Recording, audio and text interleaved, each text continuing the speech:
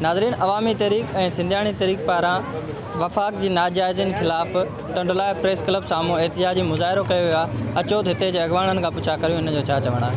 जेका सिंध गवर्नमेंट आहे उहा पंहिंजे ज़ाती मफ़ादनि जे लाइ हमेशह जे सिंध जे हक़नि खे ईअं ई विकिणंदी रही आहे, भुॻड़नि जी मुठ ॾींदी रही आहे, सिंधी माण्हुनि जा हक़ ग़स्ब कंदी रही आहे।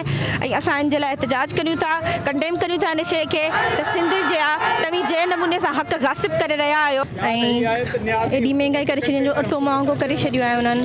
ऐं ग़रीब माण्हू ग़रीब आवाम जेका आहे उहो खाई नथी सघे, हिकु टाइम जो वेले हिकु टाइम जी मानी हू खाई नथी सघे, एॾी हुननि महांगाई करे छॾी आहे। ही DHA, ही PFA, ही कैप्टन सिटी, ही साईं छा वरी अलाए कहिड़े कहिड़े क़िस्म जो DH ठहनि पियूं। बहरिया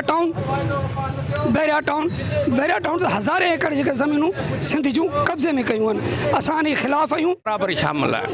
सूबाई हुकूमत ईअं न चवे त असीं आज़ादु आहियूं, तव्हां वोट वरिता आहिनि, तव्हां हिते माण्हुनि खे माण्हू तमामु परेशान आहिनि। पाणी आहे, पाणी जो मसइलो आहे, पाणी जी खोट आहे, पाणी विकामे पियो, हर जॻह ते पाणी विकामे पियो। हींअर उहो सॼो सिस्टम ठहियलु आहे, हर जॻह ते पाणी विकामे पियो, हर शइ महांगी थिए पई, रोज़ु बिजली महांगी थिए पई।